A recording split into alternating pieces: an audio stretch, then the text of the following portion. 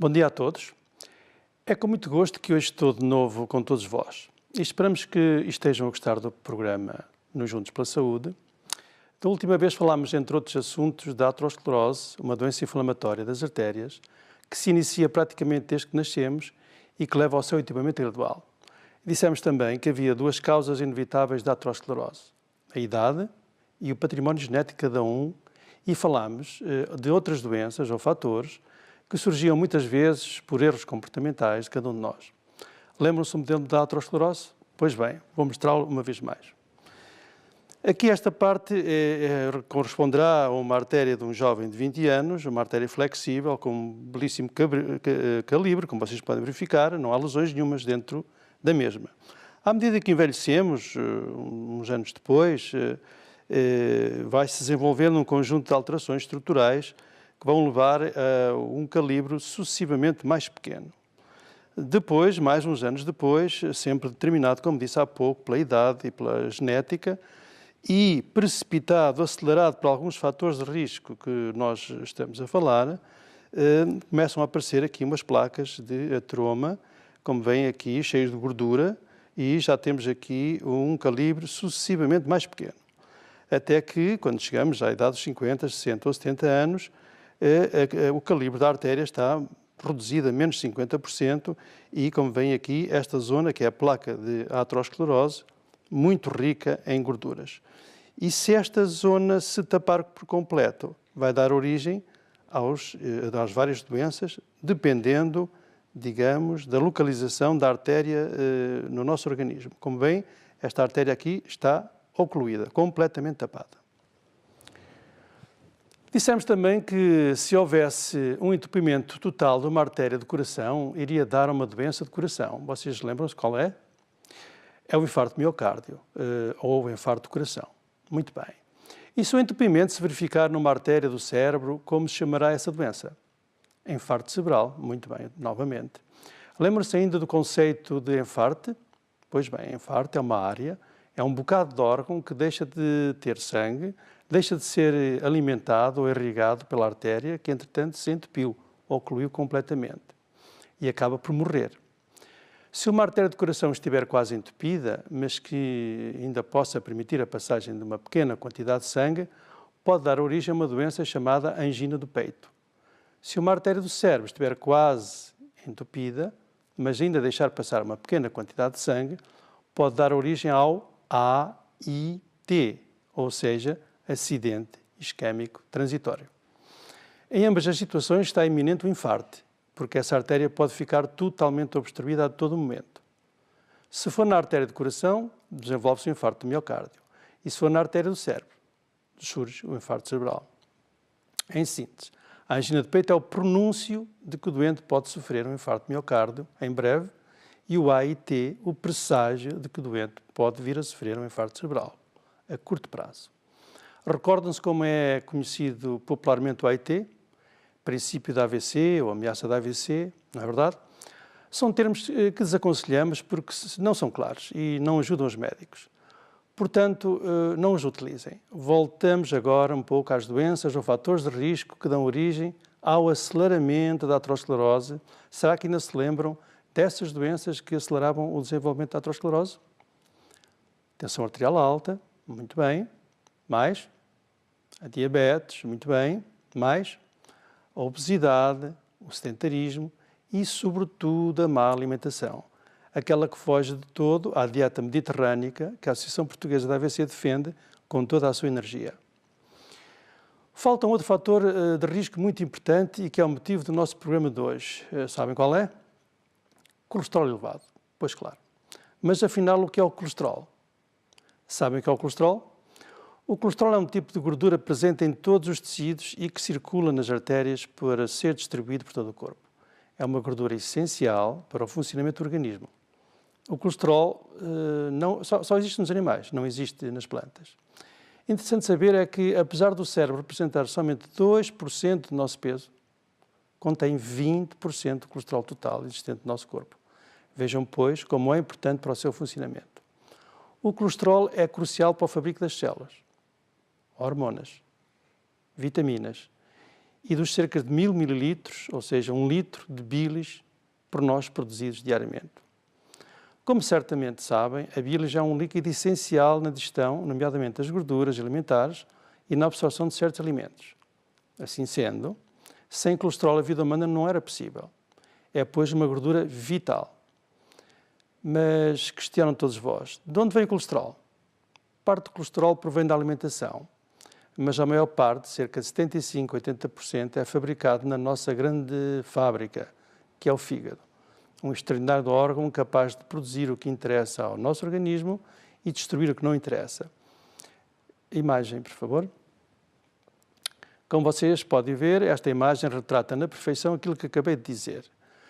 Do lado esquerdo vemos que cerca de 25% a 20 a 25%, peço perdão, do colesterol provém da alimentação e poderá ser uma bomba.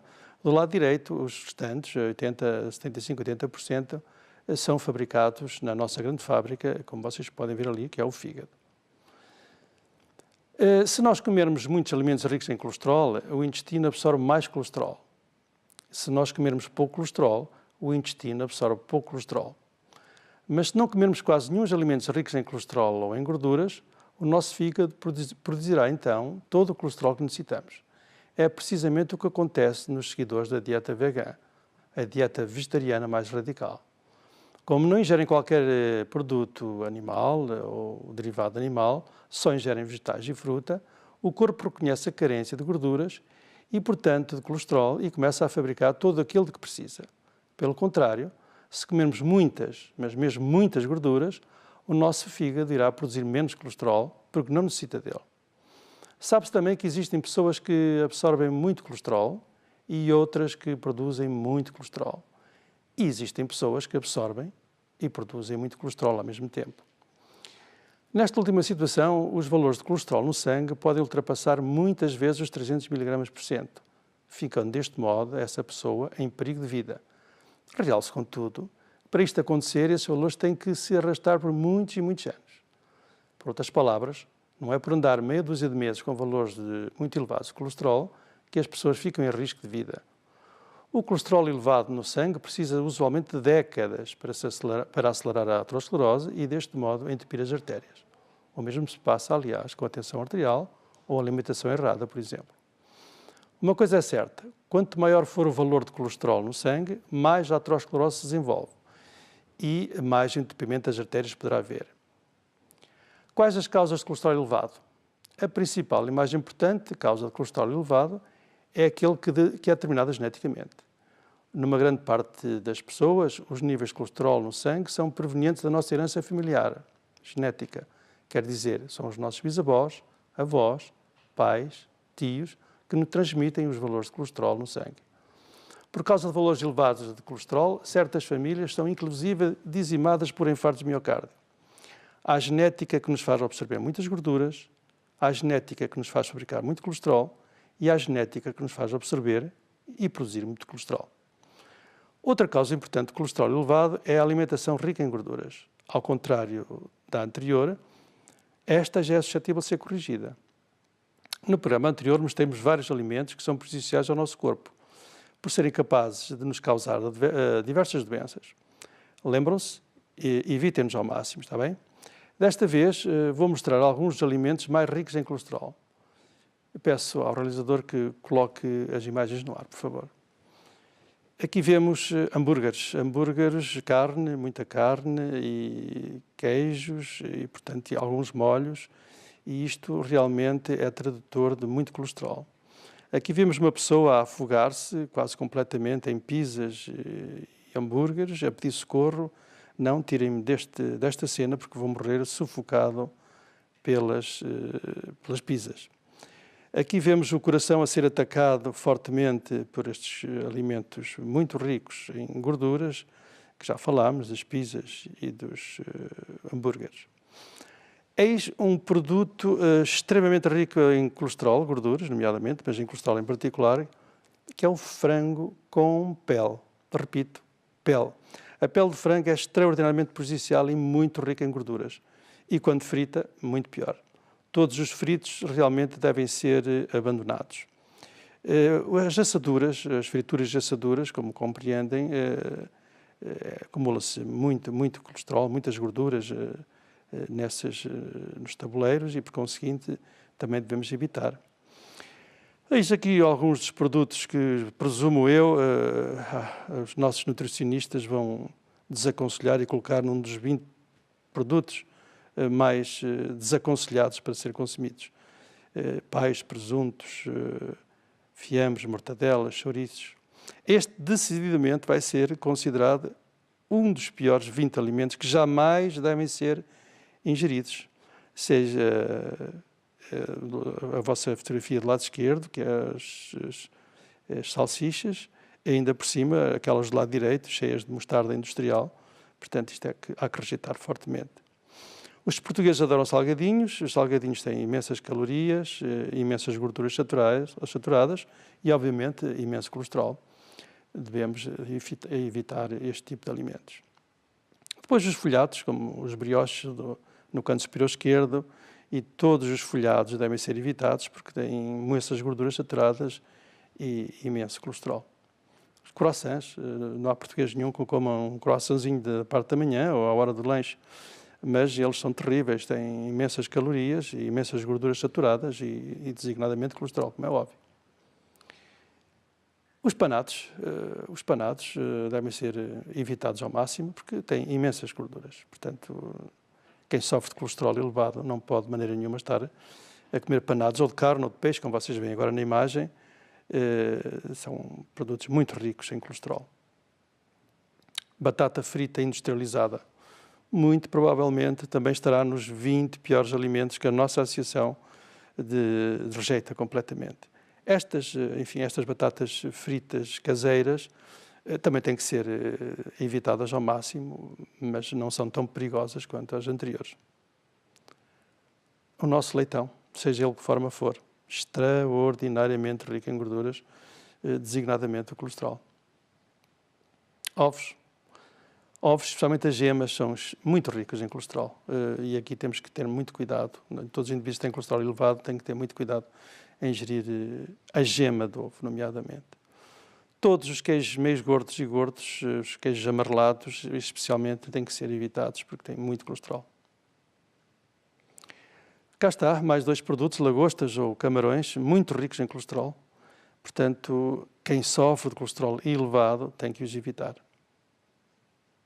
Seguinte, as iscas, sejam de fígado, sejam de porco ou de vaca, é uma tormenta para quem os consome. Os leites achocolatados também têm muitas gorduras saturadas, e para não falar de outro tipo de produtos. Os chocolates de leite, não ingiram isso, por favor. Já o chocolate amargo, negro, enfim, é permitido. Os sorvetes industriais, cheios de nata, cheios de gorduras, como compreendem, também tem que evitar ao máximo este tipo de alimentos. Os biscoitos, de uma maneira geral, os industrializados, cheios de gorduras trans e outro tipo de gorduras, todo este tipo de alimentos que estão a ver aí neste momento, estas pequeninas doçuras que nós estamos a ver, são riquíssimos. A pastelaria, toda a pastelaria, muito rica em gorduras saturadas e colesterol e calorias, obviamente. Todos estes bolos industrializados, mesmo os caseiros, mas estes industrializados ainda são bem pior, devem evitá-los. Portanto, são alimentos que todos os doentes com colesterol elevado devem rejeitar, mas que todas as pessoas devem evitar. À exceção da carne magra, de ovos, de queijos magros, de frutos do mar e das batatas fritas caseiras, tudo em quantidades muito moderadas, os restantes alimentos têm que ser completamente desaconselhados nos doentes com colesterol elevado. Já falámos da herança genética e da alimentação, por nós diariamente ultrajada, como vimos. Existem outras causas bastante vulgares, como a diabetes e a obesidade e causas mais incomuns do colesterol elevado, como são a insuficiência renal crónica e o hipotireoidismo, quer dizer, uma falta de fabrico da hormona tiroide. Outro assunto inteiramente relacionado com a alimentação e que nos vem incomodando a todos é o desprezo e a desvalorização da hora da refeição. As razões são muitas, mas uma das mais importantes é talvez o desrespeito e, por que não, a falta de organização que se registra no seio de algumas famílias. Coloquem, por favor, as imagens seguintes no ar e meditemos um pouco sobre elas. As pessoas realmente não sabem o que estão a comer e, por conseguinte, estão a olhar para as novas tecnologias.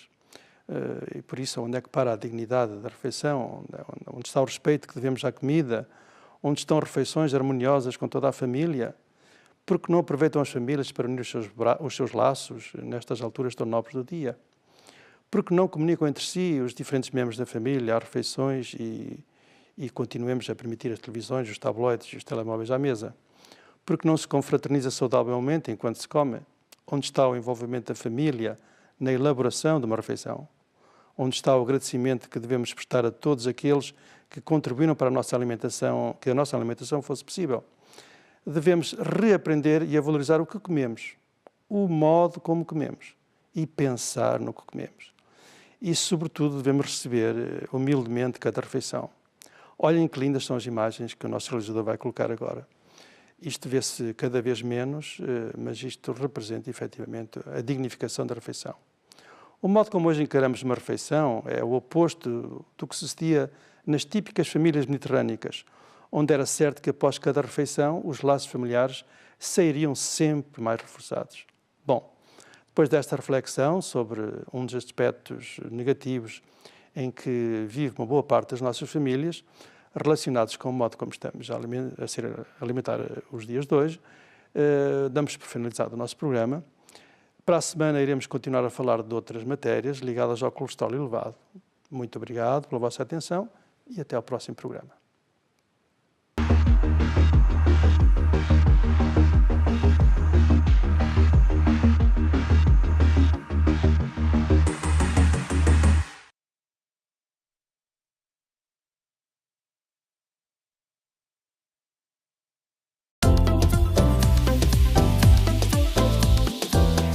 Ângelus TV, uma janela de esperança com Fátima mais perto de si.